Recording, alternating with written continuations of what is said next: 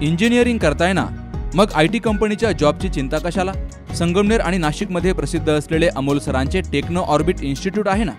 अमोल सरांच्या शिस्तीमुळे आणि technical संस्कारांमुळे programming डोक्यात नाही तर हृदयात उतरतं. पालकांनो, IT इंडस्ट्री एक्सपर्ट शिक्षक, उत्तम स्टडी मटेरियल, खास कंपनी ओरिएंटेड सिलेबस यामुळे गेली 5 वर्षात टेक्नो ऑर्बिटचे हजारो इंजिनियर्स लाखोंची पॅकेज घेत आहेत. मग वाट कसली बघताय? आता तुमची प्लेसमेंट होणारच. नवीन सुरू होणाऱ्या ऑफलाईन आणि ऑनलाईन बॅचसाठी आजच आपला प्रवेश निश्चित करा. टेक्नो ऑर्बिट, अमृतवाहिनी कॉलेज समोर, घुलेवाडी, संगमनेर. संपर्क 95 45 53 58 57. जो व्यक्ति आदर्श पिता है, आदर्श पुत्र है, आदर्श राजा है, आदर्श मित्र है और आदर्श शत्रु है,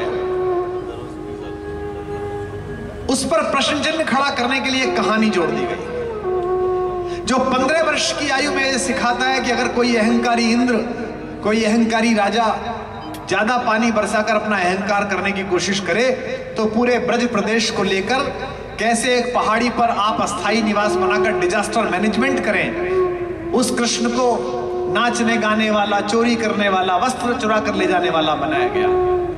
जो प्रकृति के कल्याण के लिए विष को अपने कंठ में धारण कर लेता हो, उस शंकर को नशेड़ी, गजेड़ी, सुट्टा लगाने वाला बताया गया।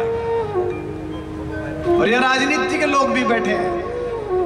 राजनीति सदा ऐसी चुनौतियों से डरती है मनुष्यों के अंदर जिनमें विद्रोह का तत्व। मैं भुक्तभोगी हूं, इसलिए कह रहा हूं आपसे। इसलिए कृष्ण कैसा प्रिय है। 14वीं शताब्दी के बाद सूफी आंदोलन को कौन सा कृष्ण प्रिय है?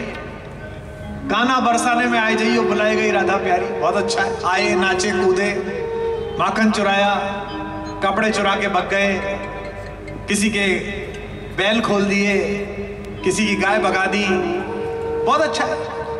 लेकिन ऐसा पुरुषार्थी नायक जो किसी कालिया के समाज के आनंद के अपहरण पर उस आनंद को भी वापस लाए और समाज को नुकसान पहुंचाने वाले उस कालिया के फन पर चढ़कर नृत्य कर दे, ऐसा पुरुषार्थी नायक जो 15 वर्ष की आयु में अपने अत्याचारी मामा कंस को राज्यसभा से खींचकर उसका वध करके सुशासन की स्थापना करे, ऐसा पुरुषार्थी नायक जो किसी दुर्योधन के अहंकार को तोड़ने के लिए 5 निर्वाचित बालकों को, वनवासी बालकों को इकट्ठा करके विश्व विजेता बना दे, ऐसा पुरुषार्थी नायक हर राजसत्ता को डर का कारण बनता है। आप सहमत हो सकते हैं तो बता सकते हैं मुझे कि आपने मोहर लगाई मेरी बात। मैं एक बार बहरीन गया तो मैंने दुबई से फ्लाइट पकड़ी, शो था बहरीन में शाम जी, तो बिजनेस क्लास की जो वो लॉन्च वॉन्च होती है उसमें गया तो वहां आवाज आ रही थी सुबह 6 बजे मेरी किसी कविता की, जोर जोर से। तो मुझे लगा कौन गा रहा होगा, तो मैंने देखा एक सज्जन वहां बैठे हैं करीब 65-70 साल के, और वो मोबाइल पे सुन रहे हैं। तो मैं सामान्य जीन्स टी शर्ट में था, तो मैंने उनसे कहा कि नमस्ते। उन्होंने कहा नमस्ते। बेटा, तो मैंने कहा कि आप ये सुन रहे हैं? तो उन्होंने मुझसे कहा हाँ हाँ आप भी सुना करो, बहुत अच्छा है। तो मैंने कहा ये मैं ही हूं। हाँ हाँ आप भी सुना करो। मैंने कहा नहीं ये मैं ही हूं, मेरी कविता। उन्होंने फिर अरे आप तो कुमार विश्वास, बड़े खुश हुए।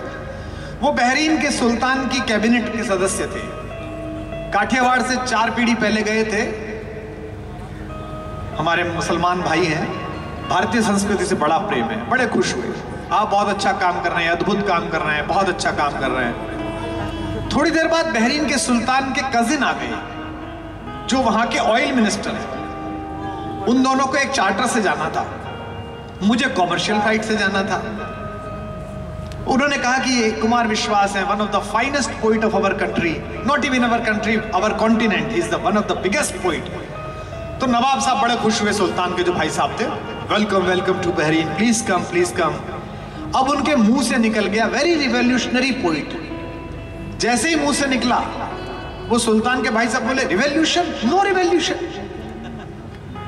मैंने कहा नहीं नहीं सब, I am revolutionary poet of love, then it is good, then welcome. हर सुल्तान चाहता है कि रिवॉल्यूशन ना हो, क्रांति ना हो। इसीलिए क्रांति चेतना के सबसे बड़े हस्ताक्षर कृष्ण को दूषित करने के लिए अलग प्रकार की कहानी सुनाई गई। आज के बाद आपके मन में, आपके परिजनों में कोई भी प्रश्न आए तो अपने किसी भी परिचित से जिसको ज्ञानी समझते हो, जिससे संकोच ना हो, मुझे भी भेज सकते हैं फेसबुक पर। मुझे अवसर मिलेगा तो मैं संबोधित कर दूंगा उन सवालों को। जब तक जियो ऐश से जियो, उधार लो और घी पियो। यावत जीवे सुखम जीवेत ऋणम कृत्वा घृतम पीवेत। लेकिन वो चारवाक भी महर्षि कहलाए। किसी ने ये नहीं कहा कि आपने खिलाफ बोल दिया तो हम आपकी गर्दन उतार देंगे। संगमनेर वालों, इस एक पंक्ति पर आप सहमति प्रकट करना। ये सवाल उठाने पर गर्दन उतार देने वालों को मैं कहना चाहता हूं, गर्दन उतार देने से मस्तिष्क में पैदा हुई शंकाएं समाप्त नहीं होती।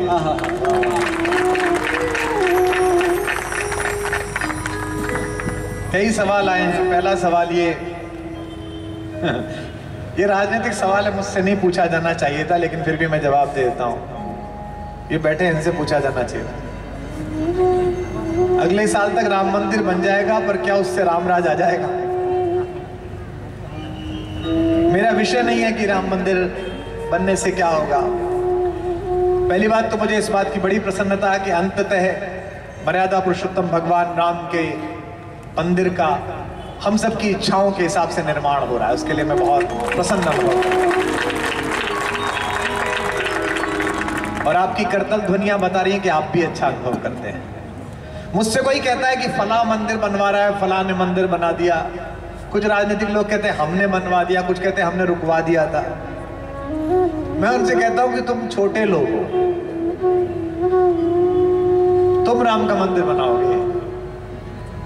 जिसकी रचना चांद तारे ये जमीन सोचो जरा, जिसकी रचना चांद तारे ये जमीन सोचो जरा, उसका मंदिर तुम बनाओगे, अम्मा सोचो जरा। इस अहंकार में मत रहो कि तुमने कुछ कर दिया। और आज के सत्र के प्रारंभ के लिए दोनों हाथ उठाकर अपनी करतल ध्वनि से बताना मुझे, इस बात पर प्रसन्न हो जाओ कि तुम जिस समय में पैदा हुए हो उस समय त्रैलोक्य के स्वामी ने अपने घर की 4 ईंट सीधी करवाने के लिए तुम्हारे हाथ चुने हैं। इस बात पर गर्व रखो। ये कम बड़ा सौभाग्य है तुम्हारा। ये तो विवाद होना ही नहीं चाहिए था, ये राजनीति का मुद्दा बनना ही नहीं चाहिए था, ये कोर्ट में जाना ही नहीं चाहिए था। अगर दोनों पक्षों में राम की कथा सुनी होती तो इसके लिए जाते नहीं। इसलिए जो पारिवारिक लोग हों, जो कुटुंबों में एक साथ रह रहे हों, यहां बहुत सारे परिवारों में जो एक साथ रह रहे होंगे, मालपानी बंधु एक साथ बैठे पांचों भाई, ध्यान रखना, आप में से किसी भाई को, आप में से किसी परिजन को, आपके घर का बाहर का आदमी आपकी अच्छाई बताकर आपके भाइयों के विरुद्ध करे तो समझ जाना इस मंथरा का अपना कोई लोभ नहीं है, आपको नाश करना उसका लोभ है। आपके अंदर मंथराओं को डांटने की शक्ति होनी चाहिए। सरस्वती की इतनी हिम्मत नहीं हमारी माता की कि वो भरत जैसे ज्ञानी, भरत जैसे विवेकशील भाई की जिभ्या पर बैठ जाए। जब भरत मनाने के लिए चल दिए तो देवता फिर डर गए। राम पर बहुत मरता है, कहीं ऐसा ना हो जाए कि ये मना ले और राम वापस आ जाए, तो मुश्किल हो जाएगी। दस्युओं का जो नाश होना है, रावण का जो वध होना है, वो हो नहीं पाएगा। तो उन्होंने सरस्वती से फिर कहा कि जाकर इस बार भरत की बुद्धि पर बैठ जाओ, जाकर इस बार भरत की जिह्वा पर बैठ जाओ। तो गोस्वामी जी लिखते हैं, सरस्वती कहती है कुछ भी कर सकती हूं, भरत की बुद्धि नहीं फेर सकती। मोसो कहत भरत मति फेरू, लोचन सहस न दिखे सुमेरु। 100 आंख होने के बाद भी तुम्हें सुमेरु नहीं दिखता। मैं ऐसे भरत की आपको जिज्ञासा शांत करने जा रहा हूं। सरस्वती भी जिसे कहती है कि मैं इसकी बुद्धि नहीं फेर सकती। प्रतिमा नाटकम एक संस्कृत का नाटक है। उसके अनुसार भरत ननिहाल में थे। उनको यह नहीं बताया गया कि पिता की मृत्यु हो गई है, उनको यह भी नहीं बताया गया कि भाई का वनवास हो गया। उनको कहा गया घर में कुछ समस्या है, तुरंत लौट के आओ। आजकल भी हमारे परिवारों में इस बात का ध्यान रखते हैं कि घर में कोई अमंगल हो जाए तो जो सबसे भावुक बच्चा होता है उसको पूरी बात नहीं बताते, उसे कहते हैं बाबा सीरियस हैं, तुरंत आओ, क्योंकि वो चलते में कुछ समस्या में ना आ जाए, उसको धक्का ना लग जाए। तो भरत से भी कहा गया कि तुरंत लौट के आओ। अयोध्या से पहले नंदीग्राम के बाहर रघुवंशियों का एक मंदिर था, जिसमें रघुवंश के पुराने राजाओं की मूर्तियां थी। जब भरत लौट के आ रहे थे तो रास्ते में अपने पुरखों का मंदिर देखा तो पूजा करने के लिए रुक गए। उदास पुजारी सामने दिखा, उसने देखा युवराज भरत आए हैं, पूजा की थाली हाथ में दे दी। महाराज पृथु को हाथ जोड़े, जिनके नाम पर पृथ्वी है, उनके पूर्वज। महाराज दिलीप को हाथ जोड़े जो गौभक्त थे। महाराज नहुष को हाथ जोड़े। महाराज रघु को हाथ जोड़े जो जिनके नाम पर रघुकुल है। अज को हाथ जोड़े। और जब आगे थैली लेकर जा रहे थे, थाली लेकर अपने सारे पूर्वजों के सामने, तो अचानक अपने पिता की मूर्ति दिखाई दी।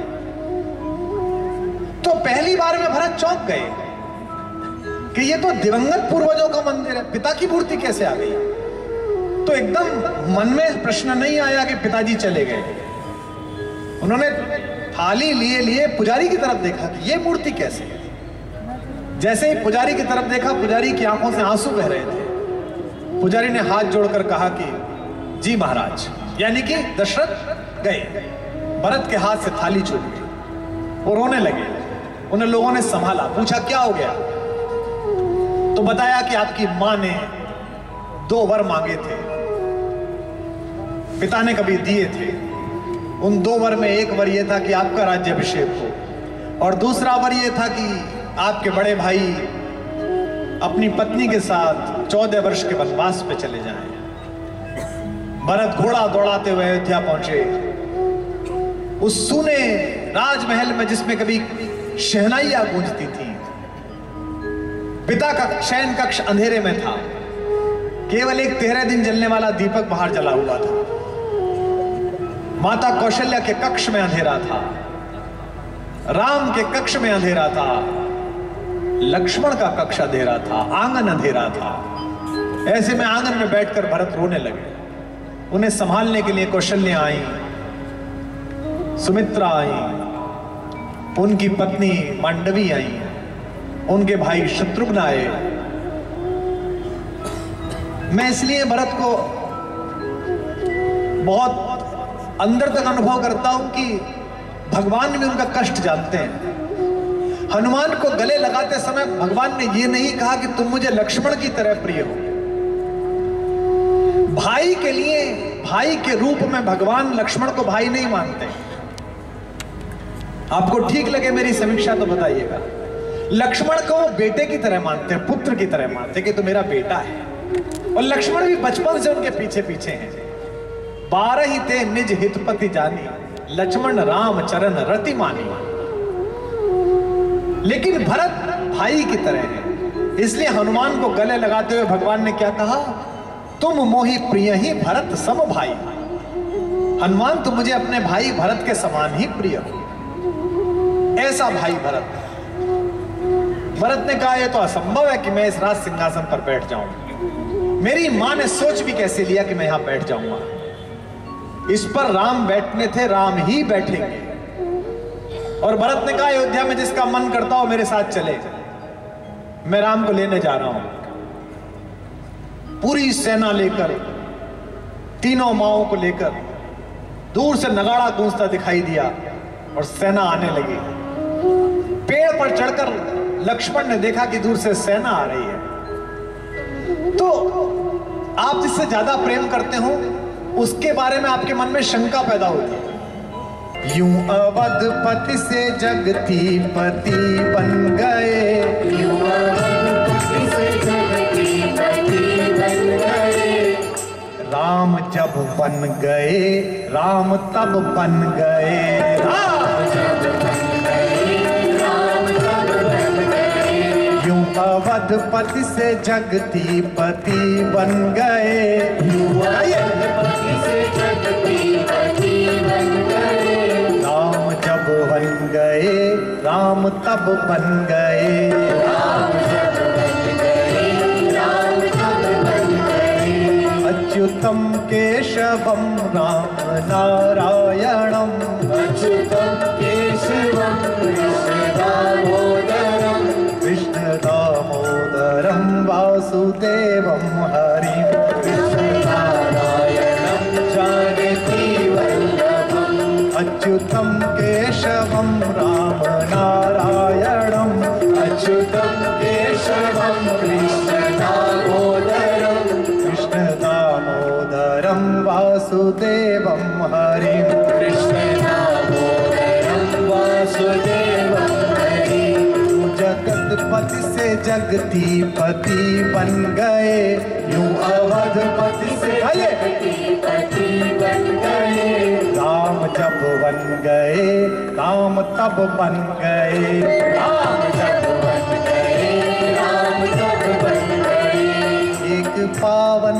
शिवाला बनो तो सही एक पावन शिवाला बनो तो सही तुम अमर राग माला बनो तो सही तुम अमर रागमाला बनो तो सही लोग पढ़ लेंगे तुमसे सबक प्यार का लोग पढ़ लेंगे तुमसे सबक प्यार का प्यार की पाठशाला बनो तो सही प्यार की पाठशाला बनो तो सही अच्युतं केशवं कृष्णदामोदरं अच्युतं केशवं कृष्णदामोदरं मोनेटारेक्स अर्थपूर्ण भविष्याचे निर्माते.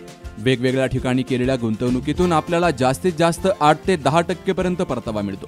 मात्र स्टॉक मार्केटच्या माध्यमातून आपण कमीत कमी 20 ते 30% पर्यंत परतावा मिळवू शकतो. स्टॉक मार्केटमध्ये 5 वर्षांचा अनुभव असलेली कंपनी म्हणजेच मोनेटारेक्स. डीमॅट अकाउंट ओपनिंग, शेअर मार्केटविषयी सल्ला, स्टॉक मार्केटचं शिक्षण. ठिकाण लोणी सेंट्रल, पहिला मजला, ऑफिस नंबर 35, लोणी. महेश कुसाळकर, संपर्क 76 66 47 05 73. अधिक माहितीसाठी monetarex.co.in या वेबसाईटला भेट द्या.